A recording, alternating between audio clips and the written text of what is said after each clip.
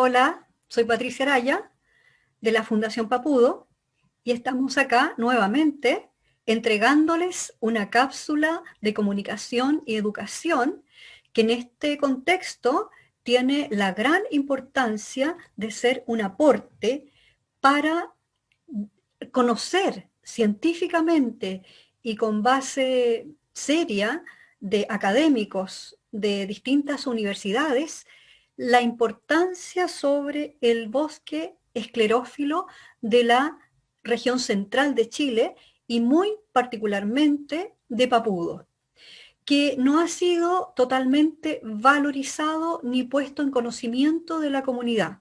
Y por eso nosotros hicimos contacto con un grupo de expertos, científicos, doctorados, académicos, que componen la mesa multisectorial por el bosque esclerófilo. Ellos, tres de ellos, nos van a dar una excelente charla que les recomendamos oír, ver y escuchar completa, para que se formen una idea de la gran importancia que tiene el bosque esclerófilo en Papudo y por lo tanto lo importante que es cuidar las laderas de los cerros y las quebradas que rodean nuestra querida comuna. Esto también en el contexto del proyecto de plano regulador. Queremos ser un aporte al conocimiento para la buena toma de decisiones. Entonces estarán con nosotros Carla Rivera, quien expondrá en primer lugar, después el académico Ariel Muñoz y la académica señora Cecilia Smith. Nos pusimos en contacto con don Juan Ovalle, quien es el director de este grupo de la mesa multisectorial, y agradecemos a ellos su tiempo, su buena voluntad y su disposición. Así es que a continuación comenzamos con esta presentación y les recomendamos nuevamente que la vean de principio a fin y la difundan también lo más que puedan. Muchas gracias. ¿Podemos partir con nuestro primer expositor, la señorita Carla Rivera? Muchas gracias. Voy a compartir pantalla.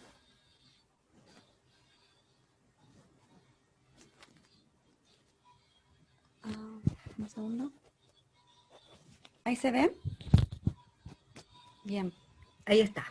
Perfecto. Sí. Bueno, hola a todas y a todos. Muchas gracias por la invitación. Les voy a hablar brevemente sobre la importancia de los ecosistemas que se encuentran en Papudo. Yo pertenezco al Centro de Ecología Aplicada y Sustentabilidad, que es el CAPES, se encuentra en la Universidad Católica. Bueno, a nivel global existe un concepto que se llama hotspot o puntos calientes, que son lugares donde se concentran grandes cantidades de especies nativas y endémicas, pero sin embargo, más allá de que sea positivo encontrar un lugar donde hay mucha concentración de especies, esta categoría de hotspots en realidad se da porque estos sitios están amenazados por pérdidas del hábitat natural donde se encuentran estas especies. Entonces se vuelven zonas de prioridad de conservación. Y Chile Central es uno de estos hotspots de biodiversidad. Aparte de ser un hotspot de biodiversidad, Chile Central se encuentra en un macrobioclima, por decirlo así, que es del tipo mediterráneo, que se comparte únicamente con otros 4 lugares a nivel mundial, con Sudáfrica, con Australia, con la cuenca del Mediterráneo mismo, y con California. Y el pertenecer a este macroclima del Mediterráneo es solamente el 5% de la superficie de todos los continentes. Entonces es un lugar realmente importante. Llevando la escala un poco más chica hacia Valparaíso, Valparaíso tiene nada más que 3% de la superficie nacional de los bosques, pero de este 3%, el 29% pertenece al tipo de bosque esclerófilo, que es el tipo de bosque que en términos generales se encuentra en Papudo. Acá les estoy mostrando un mapa de los ecosistemas terrestres que hay en Chile, particularmente en Valparaíso, y los tipos de ecosistemas que se encuentran en Papudo son bosques esclerófilos mediterráneos o matorral esclerófilo mediterráneo costeros, con especies como el litre o el peumo predominando en estos tipos de ecosistemas. Entonces, considerando que tenemos esos dos tipos de ecosistemas, este estudio de Alanís y colaboradores 2016 lo que mostró es que para Chile Central, y en particular les muestro acá Papudo, se encuentran en categorías críticas. Y esto es según una categoría a nivel internacional que es en la UICN. Entonces, particularmente para la zona de Papudo, estos ecosistemas están amenazados. Además, para la región de Valparaíso, solamente representan el bosque esclerófilo, particularmente un 13%, y el matorral en un 5% de la superficie total. Acá lo que le quería mostrar era cuáles eran las zonas prioritarias que se quieren en sitios prioritarios para la conservación, considerando la biodiversidad en estos ecosistemas, particularmente que hay en Papudo. Y como pueden observar, estos ecosistemas que están en Papudo están casi que no representados en las áreas protegidas que hay para la región. El matorral arborescente no está representado en áreas protegidas, esto quiere decir que no se encuentra presente este tipo de ecosistema en las áreas que hay, ya sean públicas o privadas, y el bosque esclerófilo está muy poco representado, menos de un 1% en su superficie.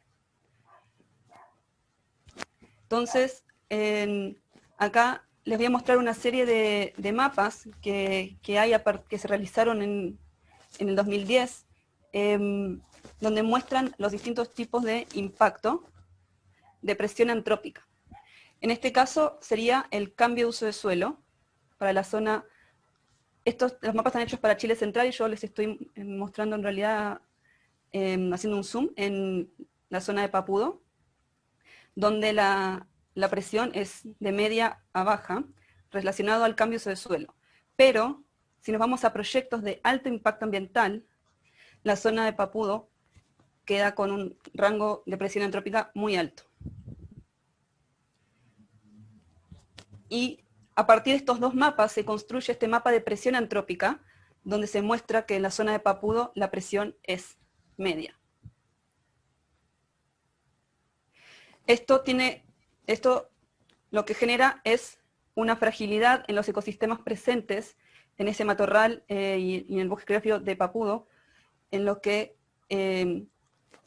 muestra que hay una fragilidad media que están siendo amenazados esos ecosistemas, esos bosques, esos matorrales en la zona. Entonces, acá les quería mencionar justamente cuál es la importancia de conservar estos ecosistemas.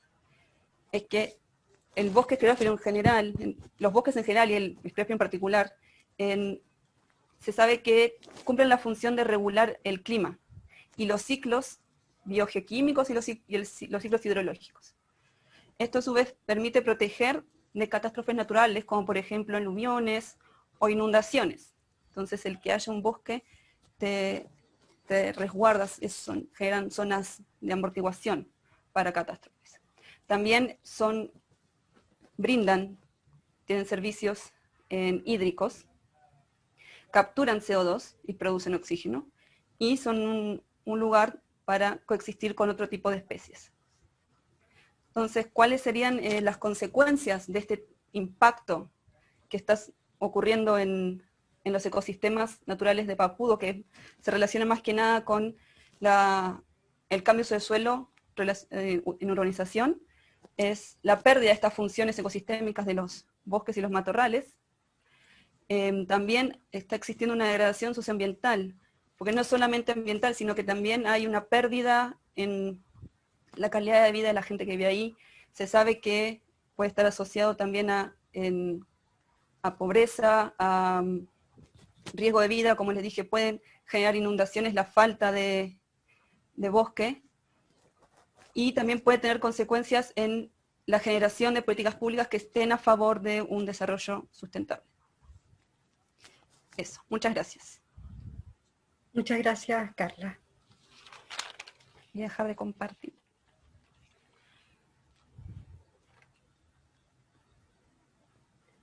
A continuación, Ariel Muñoz.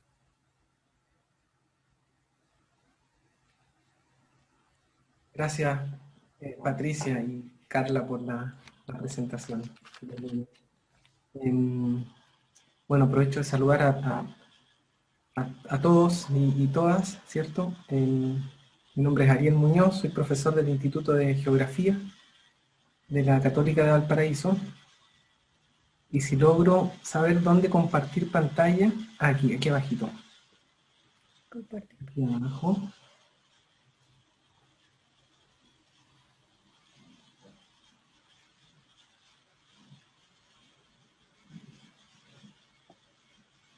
Acá está.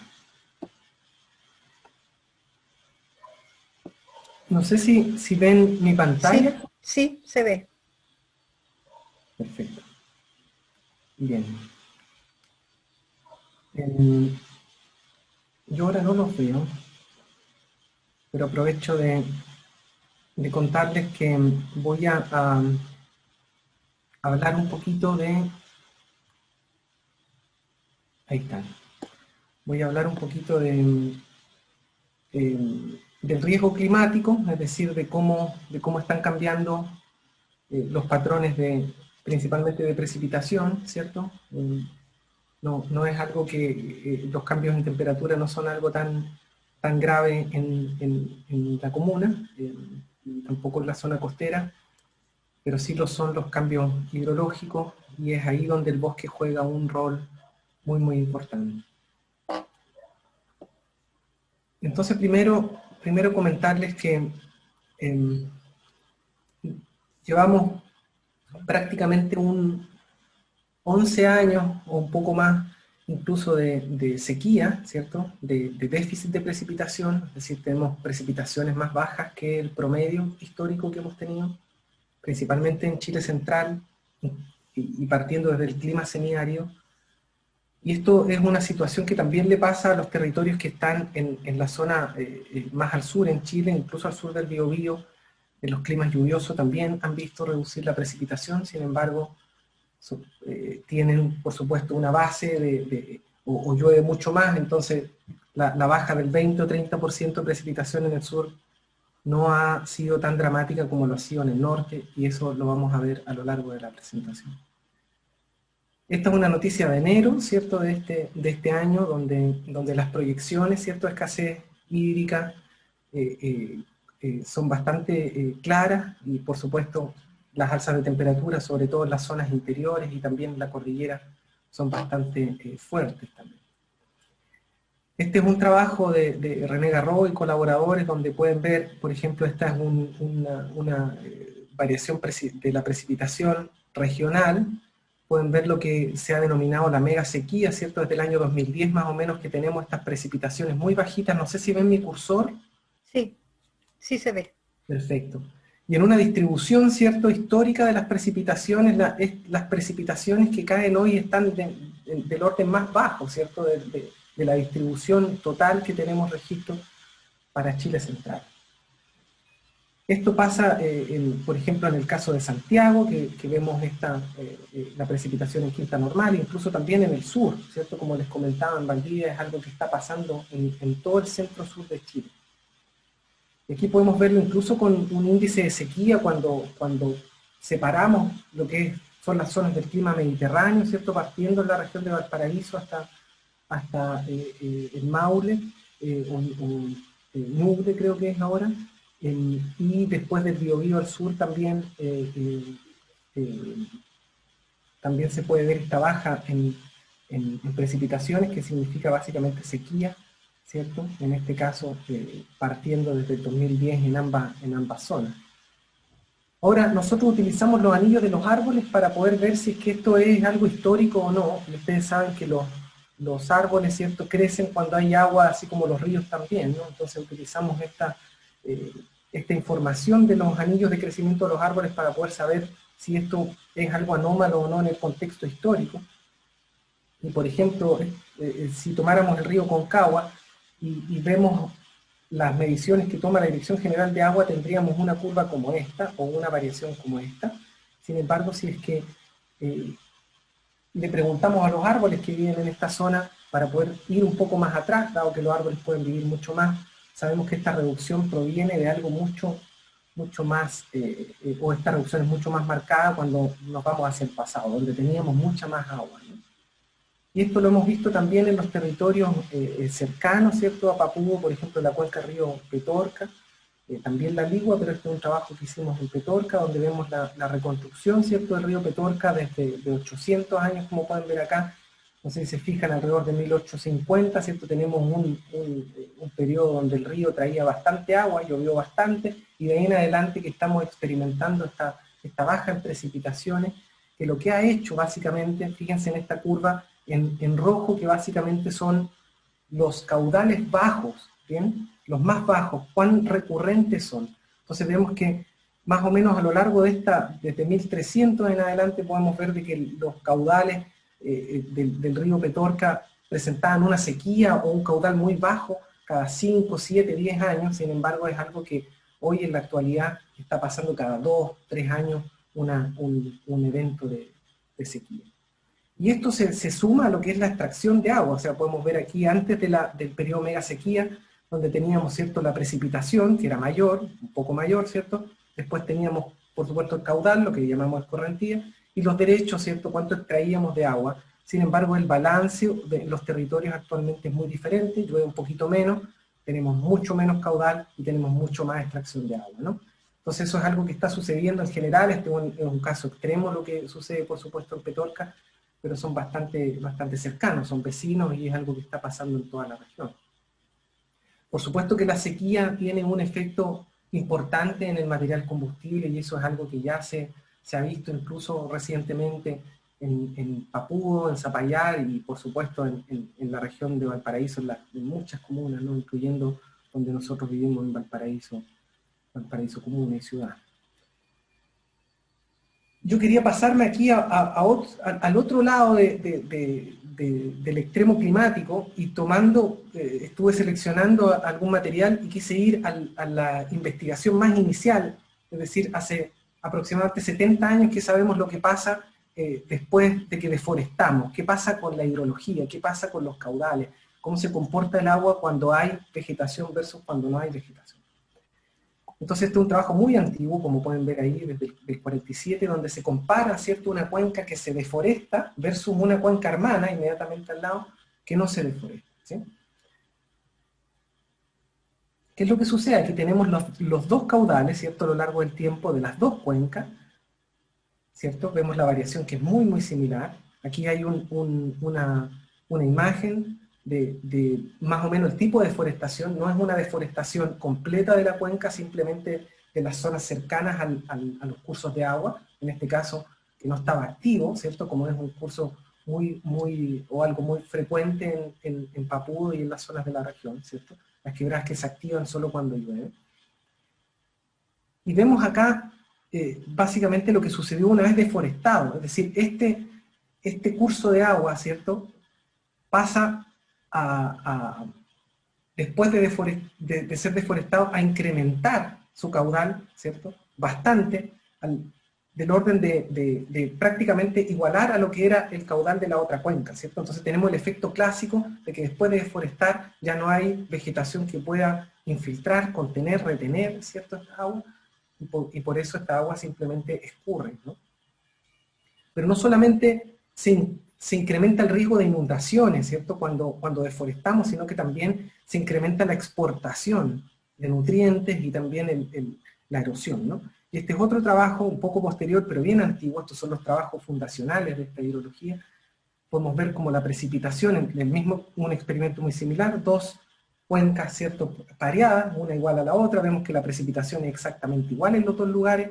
Sin embargo, en la cuenca que no se deforestó, ¿cierto?, tenemos el caudal bajo, la cuenca que se deforesta, un incremento, ¿cierto?, del caudal, y por otro lado, la exportación de nutrientes asociado a esto. Perdemos calcio, perdemos potasio, perdemos nitrato, ¿cierto? Y se demora, pueden ver acá ustedes, desde más o menos 1965 a 1969, ¿cierto?, alrededor de 5 o 6 años en estabilizarse este flujo. Esto es muy típico y visto en lugares que se han deforestado fuertemente, dedicados a la agricultura, como el caso del Delta de la Plata y muchos otros más, ¿cierto?, que también conocemos. Si nos vamos a lo más local, luego nos encontramos, ¿cierto?, yo estuve buscando alguna noticia, llegué aquí a la municipalidad, ¿cierto?, en Facebook, donde aparecía el 2017 esta noticia de esta inundación, y me puse a buscar si el 2017, si yo entendía que estamos en sequía hace 11 años, si había sido un año extremadamente lluvioso, y no lo había sido. O sea, fíjense, este 2000, 2010, 2017 es un año bastante normal, en términos de la sequía, ¿cierto?, que estamos viviendo. Sin embargo, un evento de precipitación, cuando el suelo está extremadamente seco, no infiltra el agua y por ende hay mucho más escurrimiento. Es decir, somos mucho más vulnerables a las inundaciones cuando estamos en sequía, ¿bien? Algo que parece contradictorio. Este es otro trabajo también de Durán, Yasser y colaboradores, donde comparan la cuenca de río Petorca y la Ligua, ¿cierto? Aquí podemos ver dónde está Papudo, ¿cierto? Y vemos acá los niveles de agua subterránea que también se han reducido en las dos cuencas, algo que es bastante sabido, bastante conocido, ¿no?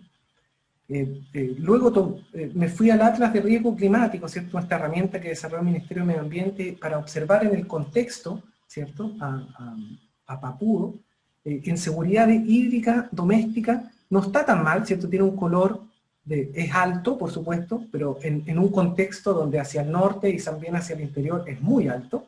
Sin embargo, inmediatamente hacia el sur, si pueden ver, ¿cierto?, en el caso de Zapallar, es bastante bajo, muy bajo, ¿no? Entonces tenemos una condición transicional en este caso, donde estamos bastante cerca de estar en una zona, o en una categoría muy vulnerable, que es prácticamente la que domina en la región, ¿no? Ahora fíjense en la amenaza, en esta amenaza de seguridad hídrica doméstica. El presente, el máximo, ¿cierto?, es 1, vemos que tenemos 0,65 y hacia el futuro, porque sabemos que vamos a tener menos agua, esto es todavía peor, ¿no? Lo mismo nos pasa a nosotros en Valparaíso. Esto es un estudio ya dentro de las comunas y podemos ver, por ejemplo, este es el índice de riesgo climático para el área metropolitana de Valparaíso. Fíjense cómo está Valparaíso bastante en riesgo, ¿cierto? Algunas zonas interiores de Viña, Quilpué, pero hacia el futuro, cuando nosotros proyectamos esto hacia el futuro, nos damos cuenta, fíjense este el índice normalizado hacia rojo, es más vulnerable. Hacia el futuro, el interior y otras zonas incluso de Concón, fíjense, pueden ver aquí, algo que no aparece en el presente, son lugares vulnerables a los cambios en el clima de aquí a fin de siglo. ¿Cómo esto impacta en el bosque? Es algo que empezamos a estudiar también en la transición del clima semiárido al Mediterráneo, desde el Elqui a la Concagua, ¿bien? Y nosotros estamos en esta zona, ¿sí?, acá en Papudo, podemos ver, esta es básicamente la vegetación mirada desde el satélite, si es que se marchita o no, si es que es el vigor de la vegetación, de las copas de la vegetación. Entonces el año 2010, cuando estábamos iniciando la sequía, no parecía haber algo mucho efecto sobre la vegetación. Ya al año 2015 la vegetación estaba bastante afectada, ¿cierto? Pueden ver aquí, estas son las anomalías negativas con este color. El 2017 llovió un poquito, ¿sí? Se recuperó sobre todo hacia el norte, no mucho en nuestra zona, y después, de nuevo, 2019, que fue una gran sequía, seguimos con vegetación muy afectada. Ahora, si vamos a Papudo propiamente tal, vemos algo similar. 2015, ¿cierto? Muy afectado, llovió un poquito el 2015, al final 2015, algo 2016, 17, y después 19, de nuevo estamos con el problema de vigor de la vegetación. Esto se ha documentado ya, ¿cierto?, en artículos donde pueden ver 2017, donde está un poco más verde aquí alrededor, sobre todo de las partes bajas y los cursos de agua, y el 2020, ya después de la gran sequía del 2019, toda la vegetación bastante afectada. Ahora, nosotros que estudiamos los anillos de los árboles podemos ver cómo crece cada año el bosque. Por ejemplo, estos son bellotos de Zapallar, pueden ver desde el año 60 cómo ha ido cayendo el crecimiento del tronco del árbol, ya no solamente mirándolo desde el aire, sino el tronco del árbol. O sea, para la campana lo mismo, la ligua igual, quillota no tanto, ¿cierto? Estos son peumos que también tienen un efecto de esta sequía. Entonces el bosque está creciendo menos, está menos vigoroso, está capturando menos carbono y por ende también es más propenso a morir, y eso nos vuelve más vulnerables porque el bosque nos presta los servicios de contener las inundaciones, regular las temperaturas y otros más que vamos a conversar ahora también.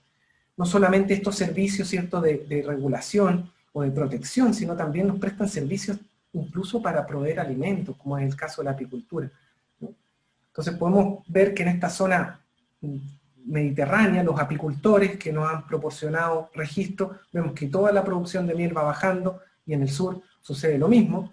Y fíjense, cuando simplemente graficamos la precipitación con la producción de miel en la zona centro, podemos ver, ¿cierto?, que es efectivamente el clima nuevamente lo que va controlando, ¿cierto?, este servicio ecosistémico tan importante como del bosque, como proveer de flora melífera para producir alimentos.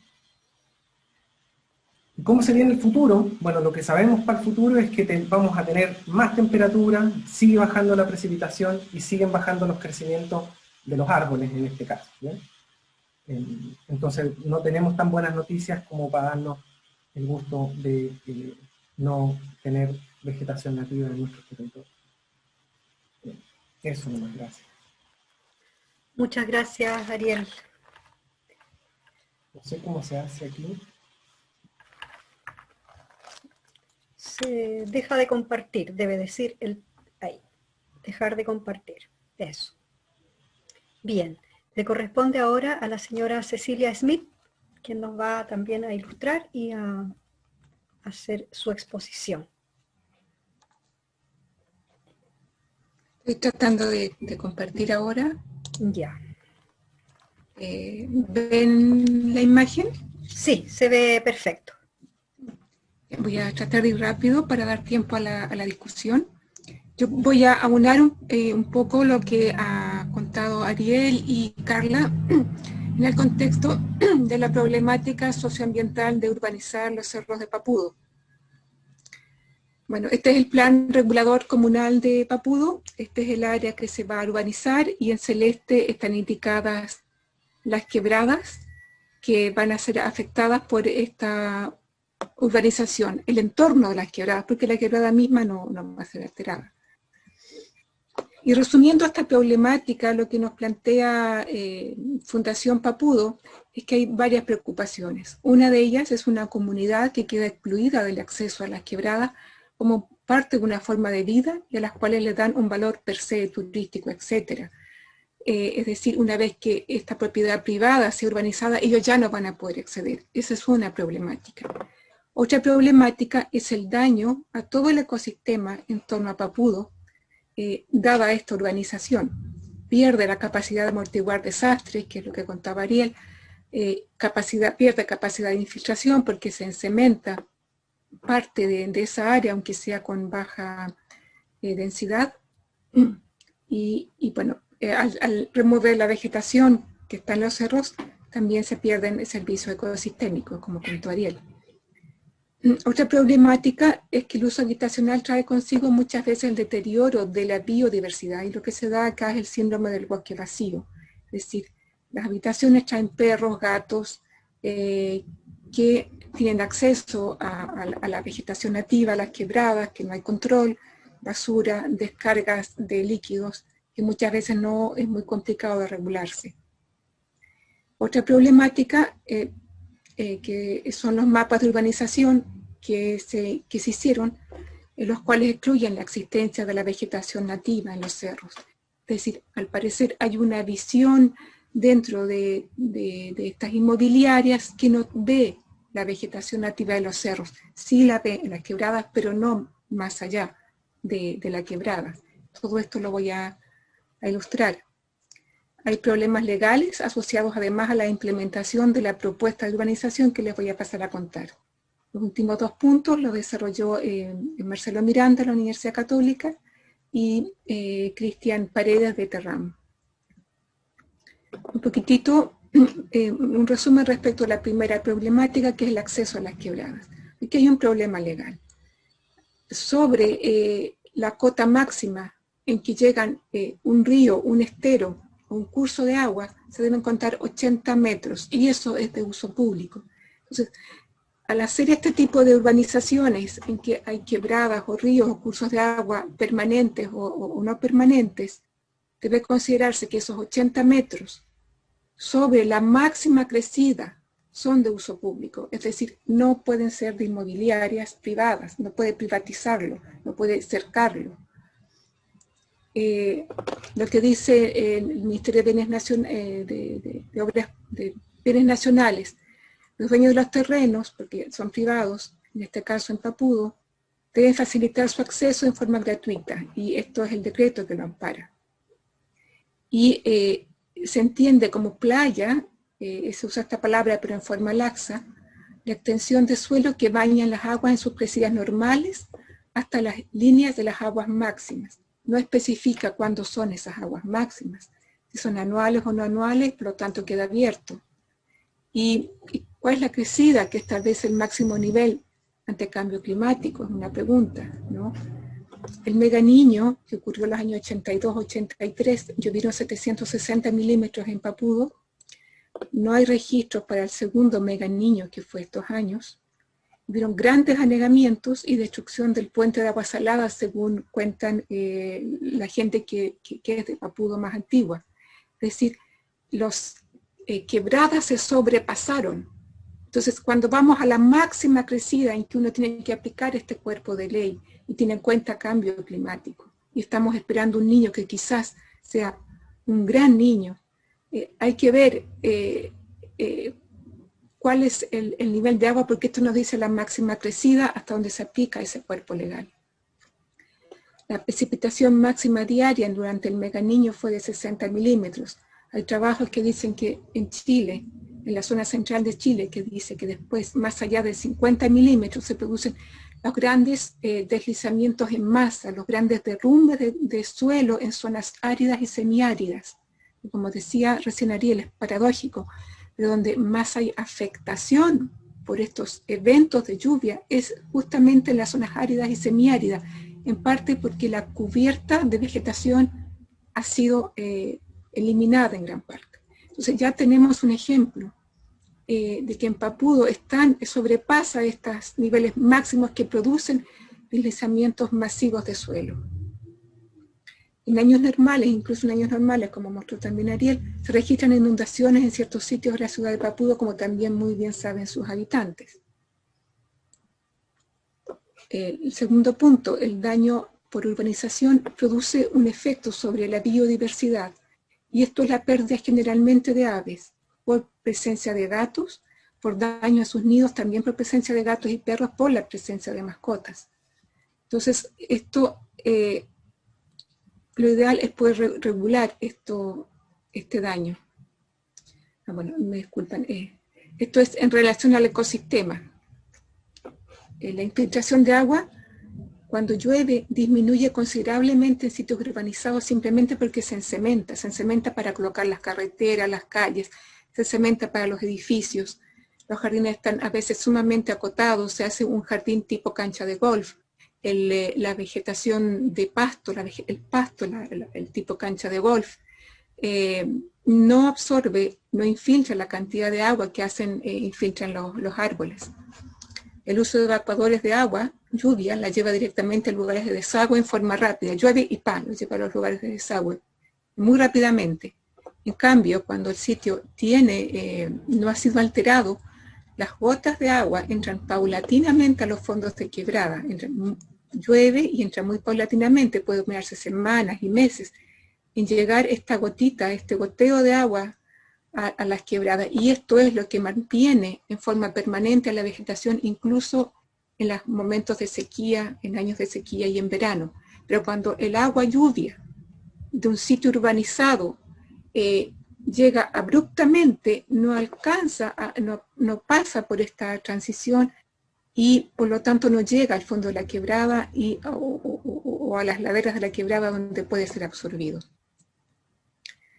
Y bueno, según el plan regulador de Papudo, las áreas urbanizadas propuestas actualmente tienen una alta susceptibilidad al deslizamiento de tierra, que como les digo es esperable.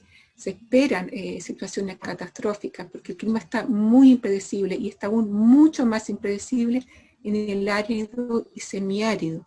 Justamente lo que ha pasado en Copiapó, las grandes avalanchas de lodo no son en el sur de Chile, son en lugares del árido como Copiapó y en lugares costeros y precordilleranos.